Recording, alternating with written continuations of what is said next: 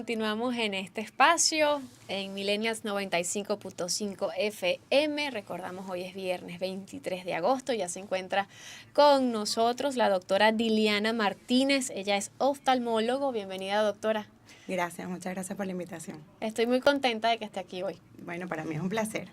Vamos a hablar sobre el estrabismo. ¿Cómo afecta a los adolescentes? Comencemos definiendo qué es, cuáles son las causas. Sí, bueno, yo creo que lo primero es eso, definir qué es el estrabismo. Y el estrabismo no es más que una alteración en la alineación de los ojitos, ¿ok? Entonces, tenemos que los ojos no están mirando hacia la misma dirección. Esto puede afectar en el desarrollo de la visión en el ojito que está desviado, sobre todo si se presenta en los niños o cuando estamos pequeños, pero también afecta la visión de profundidad y la estereopsia, ¿no? O la visión binocular. Pero no nada más esto afecta, sino que también afecta en el aspecto social y emocional de los pacientes, porque ya que hay una alteración en los rasgos faciales de los pacientes, esto puede ocasionar baja autoestima, ansiedad e incluso alteraciones o dificultades para las interacciones sociales. ¿Cómo se corrige? El estrabismo se puede corregir de diferentes causas, de diferentes maneras, ¿no? Porque hay diferentes tipos de estrabismo, pero lo podemos corregir con lentes, por ejemplo. No sé, hay muchos pacientes que deben haber escuchado que les hacemos como terapias de parche a los bebés para poder ayudarlos a desarrollar la visión del ojito que está desviado y, por supuesto, con cirugía en caso de ser necesario. ¿En qué momento se decide si es de cirugía o no?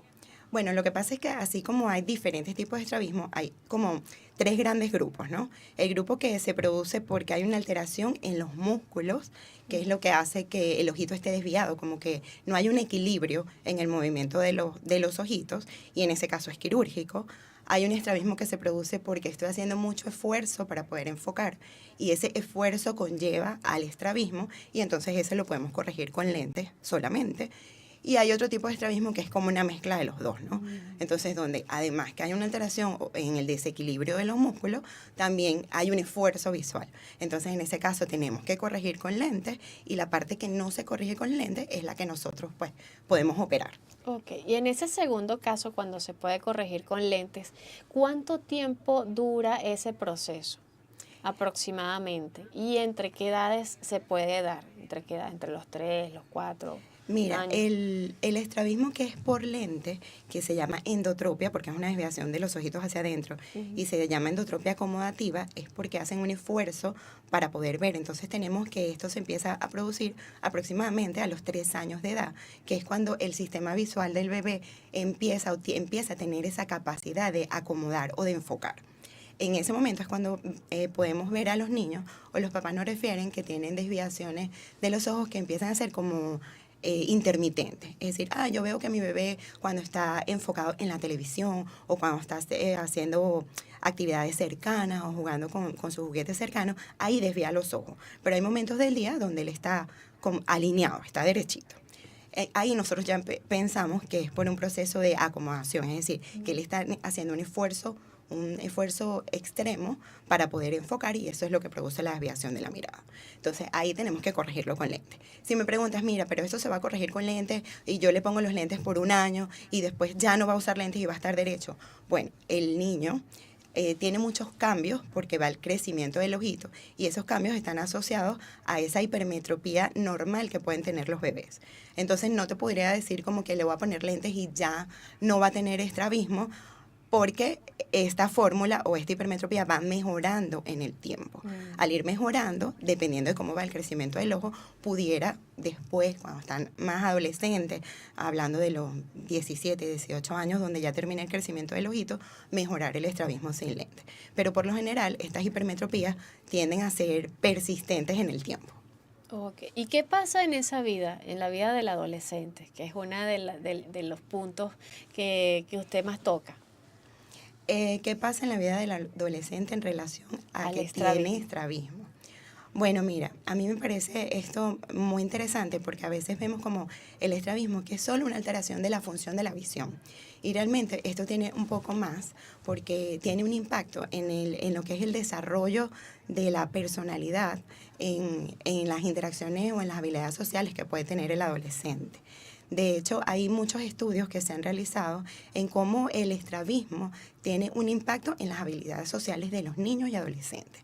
Y estos estudios demostraron que, por ejemplo, los niños que tienen estrabismo tienen mayores dificultades para interactuar con niños de su edad, son niños que juegan como más solos o aislados, que tienen más dificultades para ser amigos. Y en el caso de los adolescentes, se ha demostrado también que ellos tienen mayor dificultad para estas habilidades sociales. De hecho, estudios demuestran que el 60% de los adolescentes que tienen estrabismo tienen la denominada fobia social, o ese miedo a estar en grupos donde haya personas que ellos no conocen, o miedo a hablar en público, y que cuando tú les corriges el estrabismo y los alineas, esto mejora significativamente. Entonces, el hecho de que tengamos un adolescente con estrabismo que no se ha tratado, no nada más lo tenemos que ver desde el punto de vista funcional, sino también desde el punto de vista psicológico y cómo esto puede afectar en su desarrollo diario. De hecho, los niños, los adolescentes con estrabismo tienen mayor riesgo de tener ansiedad, baja autoestima, incluso episodios depresivos, ¿no? Entonces es importante que los padres estén como pendientes de cómo se sienten, cómo se desenvuelven, si es un niño que es muy tímido o tiene dificultades para ese desarrollo de las habilidades sociales. Y si este estrabismo no se trató en los primeros años de infancia, llegar a la adolescencia con estrabismo, ¿es tarde para corregir o para elegir un tratamiento, una manera de mejorar la condición? Bueno, eso es un mito que está como muy instaurado, ¿no? De que si yo tengo un niño con estrabismo y no lo trato en edades tempranas, ya no hay nada que hacer. Y como estamos viendo que realmente no es nada más de si ve ese niño por el ojito que está desviado o no, sino que influye en su vida diaria y en su calidad de vida, sí, está indicado el tratamiento de los pacientes que tienen estrabismo aunque estén grandes. A veces, o lo ideal sería tratar el estrabismo cuando están pequeños, porque el ojito que está desviado no desarrolla la visión precisamente porque está desviado. Entonces, en etapas tempranas, cuando el cerebro está como en ese proceso de desarrollo, de aprendizaje, nosotros les colocamos, por ejemplo, parche en el ojo que está bueno para que ellos ejerciten el ojo que está desviado y puedan mandar esa información al cerebro y puedan desarrollar la visión. En el caso de que eso no se haya hecho porque no se hicieron los parches adecuados, no se hizo el tratamiento adecuado, entonces hay la creencia de que para qué voy a operar a un paciente adulto o para qué voy a operar a un adolescente si igualito no va a ver por ahí. Pero el problema no es que vea nada más, sino que, como estábamos hablando en este momento, es el impacto que tiene en su desenvolvimiento, en su vida diaria, el impacto psicológico que puede tener negativo la alteración de esas características faciales, ¿no? ¿Y cómo acompañarlo? El mensaje a maestras, profesores, a los familiares, a los hermanos, a todo ese entorno. No me responda todavía. Vamos a hacer una pequeña pausa musical y ya regresamos con más. Estamos conversando sobre el estrabismo. No se aparten con la doctora Diliana Martínez. Seguimos en cabina con la doctora Diliana Martínez, oftalmólogo. Estamos hablando sobre estrabismo, cómo afecta a los niños, cómo afecta a los adolescentes. Doctora, habíamos dejado una pregunta fuera del aire. ¿Cómo acompañarlos en este proceso para su socialización? En casa, en la escuela, maestros, profesores, abuelos, tíos, primos, amigos. ¿Cómo debe ser ese acompañamiento a los niños que sufren de estrabismo? Bueno, yo creo que en primer lugar hay que acudir al oftalmólogo definitivamente, porque siempre podemos ofrecer una opción y el estrabismo se puede tratar y curar. Si nosotros, bien sea con lentes o con cirugía, nosotros podemos alinear los ojitos del bebé y cambiándole su perspectiva, ¿no? Y obviamente siempre como explicándole a los maestros, a los compañeros que es una condición y que eso no tiene una influencia en la personalidad ni en las habilidades sociales del niño. Pero yo creo que la corrección definitivamente mejora muchísimo. De hecho, yo hice un trabajo de tesis y mi trabajo de tesis cuando me gradué de oftalmólogo pediatra fue precisamente de la corrección del estrabismo en pacientes adolescentes y adultos. Y entonces nosotros le hicimos una encuesta que estaba estandarizada y preguntaba sobre las habilidades sociales y de la percepción del paciente, de cómo se percibía él en relación al estrabismo. Luego le hicimos la cirugía, le alineamos los ojos y como a los 2, 3 meses le volvimos a hacer la encuesta y es increíble cómo mejora tanto las habilidades sociales como la percepción que tiene el paciente sobre sí mismo. Entonces, creo que acudir al oftalmólogo y ofrecer las mejores terapias es la mejor manera de ayudarlos. ¿A partir de qué edad hay que llevar al niño al oftalmólogo? Los niños realmente tienen que verse desde el momento del nacimiento, en los primeros 28 días. ¿Por qué? Porque nosotros podemos detectar si hay alguna alteración en la formación del ojo, empezando por ahí. Porque si hay alguna alteración o alguna anomalía congénita en el ojito, eso va a hacer que no se desarrolle la visión por ese ojo. Y si lo detectamos a tiempo, pues nosotros lo vamos a poder ayudar. Después, la evaluación tiene que ser al año de edad. ¿Por qué? Porque el desarrollo de la visión de los niños se da de forma progresiva. Así como los niños aprenden a hablar, a caminar, también aprenden a ver. Y el periodo de aprendizaje visual o esas conexiones que se hacen a nivel cerebral para poder ver, se hace la parte más importante en el primer año de edad. Entonces, si nosotros los vemos al nacer y vemos que estructuralmente el ojo está bien, los volvemos a ver al año a ver cómo va su desarrollo visual. Porque podemos tener niños que, por ejemplo, tengan una miopía elevada desde pequeños y no lo sabemos. Porque los niños no nos van a decir si ven bien o mal. Los niños se van a adaptar a esa visión porque para ellos esa es su visión normal. Es como el daltónico. Exactamente, ellos no saben que eso está normal. Entonces, es difícil que un niño te diga, mira papá, llévame al oftalmólogo porque no veo. Pero si eso influye si yo no tengo una buena calidad de visión, no se va a desarrollar la visión y vamos a tener pacientes que luego, a pesar de cirugías, lentes y todo, no van a ver bien nunca porque ese periodo más importante ya pasó y no hicimos nada. Entonces, ese es el momento de llevarlo. Y luego llevarlo a los 3 años, antes de empezar el preescolar y antes de empezar el primer grado. Yo creo que eso es súper importante. ¿Por qué? Porque los niños se van a enfrentar a otras actividades de visuales porque tienen que aprender a leer, cosa que me parece súper difícil aprender a leer, aprender los números y sumar. Y si además yo tengo un déficit visual, el niño va a tener mayor dificultad.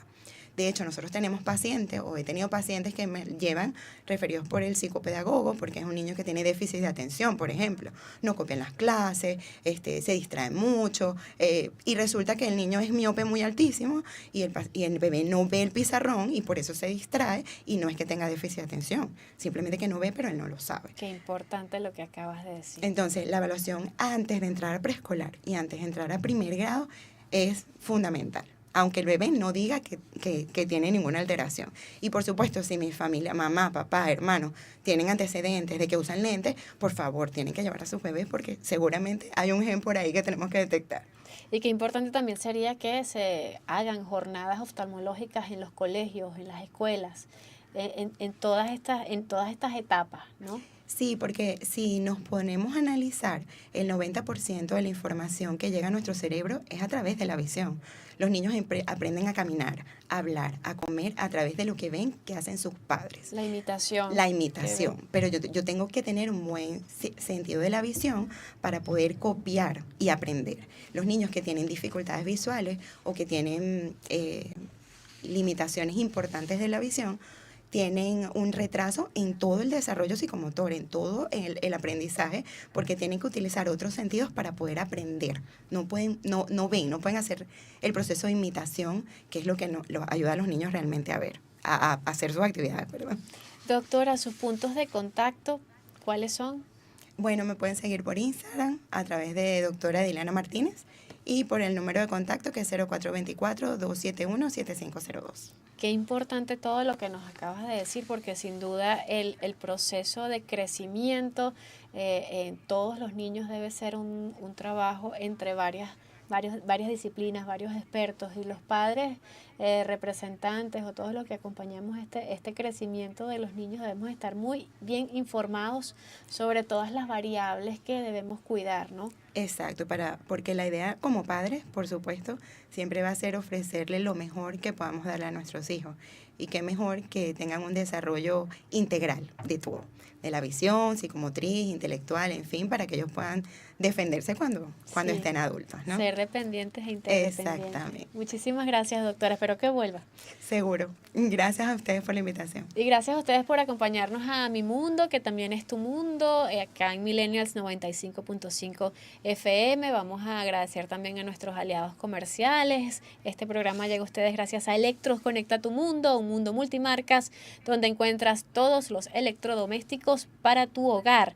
Médica, construimos comunidades saludables. Si buscas servicios de atención médica y planes de salud de medicina preventiva, visítanos y adquiere tu plan. Y bien amada, somos una curaduría de ropa para damas. ¿Estás lista para vestir tu amor propio? Visítanos en Instagram como Bien Amada Luxe. Nos despedimos entonces. Estela Ríos, Yondi Macera, Freddy Velasco, Juan Luis Abreu, Adalberto Terán, José Gregorio Saad, Daniela León, Mariana de Oliveira, Eduardo Coco Borges, y en el streaming de Mariala en el Mundo TV, Morris y Rafael Rodríguez. De nuevo, gracias por acompañarme en este mundo que es nuestro. Chao.